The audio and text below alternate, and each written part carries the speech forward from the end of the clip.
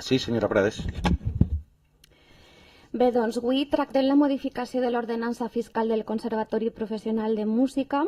És un servei públic essencial per a la formació musical del nostre municipi i voldria començar reconeguent la tasca de l'actual direcció del Conservatori, amb qui mantenim una relació de plena confiança, sabent que han treballat en aquesta proposta amb criteris tècnics i econòmics, buscant donar la estabilitat al servei i adaptar-lo a la realitat actual.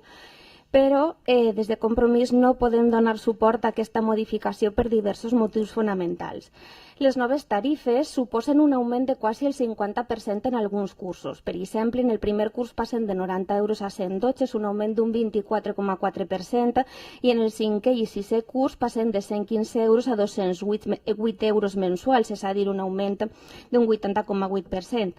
A més, s'introdueixen noves taxes que fins ara no existien, com ara, per exemple, els materials escolars, 10 euros, premis extraordinaris 50 euros, assignatures pendents fins a 48 euros addicionals per mes.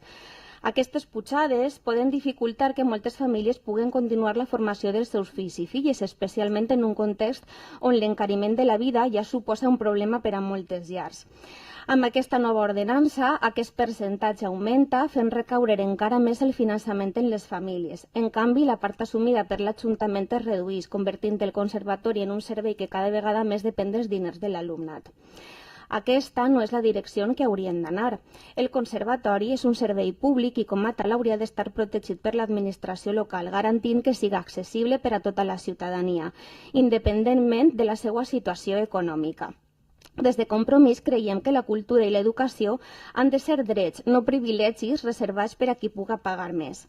Aquesta pujada de taxes, lluny de fomentar la formació musical, pot provocar que moltes famílies es replantegen si poden permetre's que els seus fills o filles continuen estudiant música. Si volem un poble culturalment viu, si volem potenciar el talent musical local, no podem posar barreres econòmiques a l'accés de la formació artística. La música és part del patrimoni i de la identitat de Godella i no podem permetre que es convertisca en un luxe.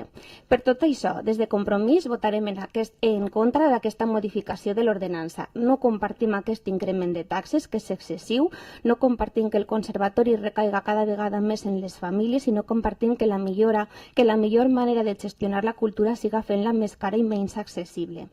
Demanaríem a l'equip de govern que reconsideri aquesta proposta i que treballin en una alternativa que garantisca la sostenibilitat, perquè la música no pot ser un privilegi i ha de continuar sent un dret per a totes i tots.